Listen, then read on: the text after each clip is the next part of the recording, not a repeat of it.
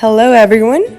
Today we're going to discuss the rise and the fall of Kodak. The presentation's been made by Yufi, Sydney, and me myself, Elizabeth. So buckle up, it's going to be a wild ride. Enjoy! So let's have a quick rundown of the agenda. First of all, we're going to discuss the company, give you some basic facts, and basically tell you who are we. Afterwards, we'll talk about the rise and why we were once the number one most successful photo company. And afterwards, we'll slowly start talking about the fall and how come we ended up where we are right now. And afterwards, a conclusion will follow, so we will recap everything you've learned in this presentation. Everything you need to know about Kodak. So the Eastman Kodak Company was an American technology company that produces camera-related products with its historic basis on photography. So Kodak was founded by George Eastman and Henry A. Strong on September 4th, 131 years ago. And the Kodak was a very dominant position in photographic film during the 20th century, but unfortunately it filed bankruptcy in 2012. They made photography easier and available to the general public, which certainly makes a part of their success. They made film processing easier and more affordable thanks to the legendary Kodachrome. They introduced the concept of snapshot to the public, encouraging people to capture their precious moments in time without worrying about getting the perfect shots.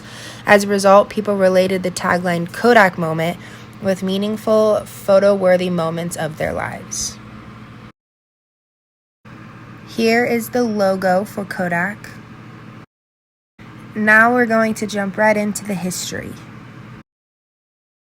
On this slide is the beginning and strategy of Kodak Company. So basically how Kodak started the business, how they make it goes, and what strategy are they using in their company. So Kodak Company is using razor and blades business strategy. So what is razor and blades business strategy? It is when you are selling an inexpensive camera and making large margin from consumable.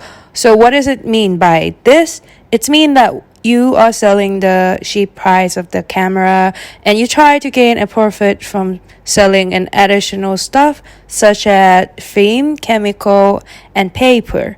And the price of a camera in razor and blades business strategy set at $22, whereas the price of the film is only $3. And at this stage, consumers tend to buy a lot of films, and the company will gain the profit from the amount that customer actually buy from additional stuff related to the camera. Here's the timeline, the rise of the Kodak Company. It first started in 1884, where the Eastman Dry Plate Company happens in the industry. And in 1888 is when the first Kodak camera launched into trademark registration. So that means it's happened in the industry, like happened in the camera industry.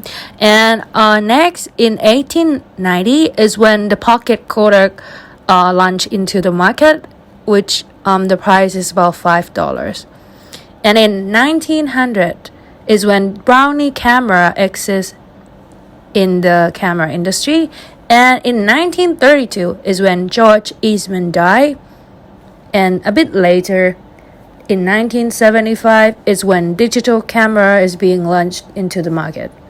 And then in 1991 is when DSLR camera launched into the market. And in 2004 is the start of the end, where they stopped selling traditional film camera and cuts 1/5 of Kodak company employees. And also, I would like to add that, as Yufi mentioned, George Eastman died in 1932. He actually committed suicide. And on his suicide note, it stated that, "My work is done here. Why wait?" An interesting fact. Over here you can see on the slide is a product that Kodak Company offer to their customer at that time. So the first product is original Kodak camera. And the second one is Kodak Retina series camera. And the third one is a Brownie number 2 camera. All of this camera require a film in order to be used to take pictures. And there were two type of film offered during that time. The first one is the Kodak non-curling 116 film. And the second one is the Kodak Chrome 2 film for color slide. Here is a timeline of the fall from 2004 to 2017. So in 2004, it was delisted from the Dow Jones Industry Average Index. 2005, world's first Wi-Fi consumer digital camera. And then go to 2006, 550 Kodak personnel transferred to Flextronics. In 2007, 8,100 employees transferred to Onex. And then jump 2 years to 2009, $137 million fourth quarter loss and cut up to 2,500 jobs. And still in 2009, stopped selling Kodachrome color film. Jump again 2 years to 2011, shares fell more than 80%.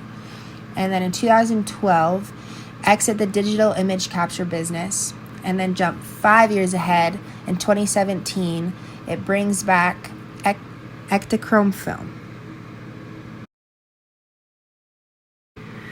The products that are available now are the Ektachrome, the Kodak Extra, Squarespo, and the Nexfinity. And now I will tell you the story of how Kodak failed. So, interestingly enough, Kodak was actually failed by its own invention, the digital camera. As mentioned before by Yuffie, Kodak made most of its sales not from cameras themselves, but from actual film.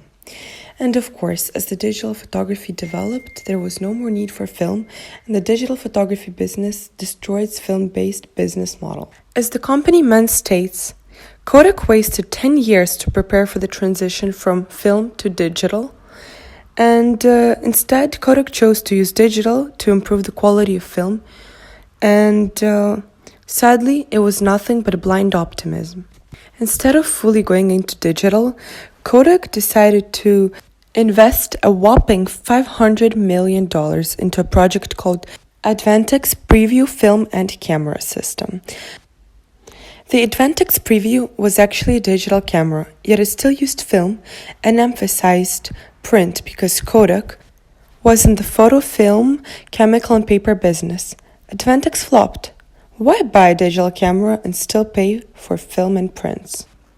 And now I would like to show you a quick video about the decline of Kodak.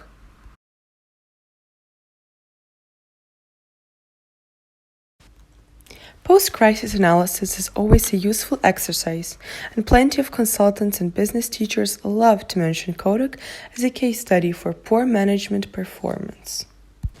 And now let's dig a little deeper into our study case and compare the two most famous film companies, Kodak and Fujifilm. While one of them flopped, the other one came to a rise. So, presenting to you, a tale of two film companies. In 2000, just before the digital transition, sales related to film accounted for 72% of Kodak revenue and 60% for Fujifilm. First, the market began shrinking very slowly, then picked up speed and finally plunged at the rate of 20 or 30% a year.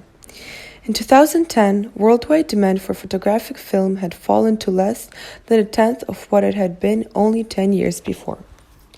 Kodak reached an early lead in the market of digital cameras and had a 27% market share by 1999. But that slipped to 15% by 2003 and 7% by 2010 as Kodak ceded ground to Canon, Nikon, and others. The big picture wasn't any better for Fujifilm as it faced the same storm as its American competitor. Not only did the Japanese company overcome the crisis, but it thrived in this challenging environment. How?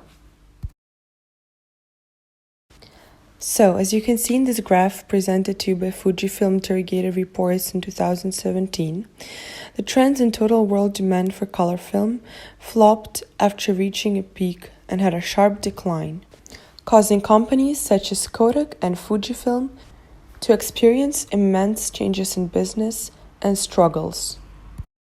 So, how come Kodak flopped and Fujifilm thrived? The critical element in Fujifilm's success is diversification based on capabilities and innovation.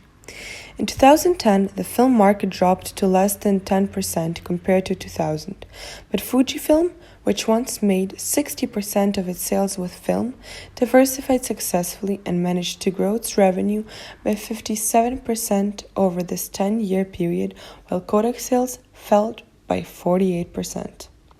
Fujifilm managed to ride out of the storm via massive reconstruction and a diversification strategy. The company also targeted unexpected markets like cosmetics and pharmaceuticals. The rationale behind cosmetics and pharmaceutical comes from the 70 years of experience in gelatin, the chief ingredient of photofilm, which is derived from collagen, an element present in the composition of our skin. So as you can see, due to diversification and a massive reconstruction, Fujifilm managed to succeed its biggest competitor, Kodak. And now I want to go over everything we've learned in this presentation. So, a lesson to learn from Kodak. How it once was a leader and ended up bankrupt in 2012. During the most part of the 20th century, Kodak was the absolute leader in the photography industry. They made photography easier and available to the general publics. They introduced the concept of snapshot to the public, encouraging people to capture their precious moments in time without worrying about getting the perfect shots. As a result, people related the tagline, Kodak Moment, with meaningful, photo-worthy moments of their lives. Sadly, Kodak didn't ignore digital cameras, but they didn't give them a full attention either. The company underestimated just how big the digital world would get.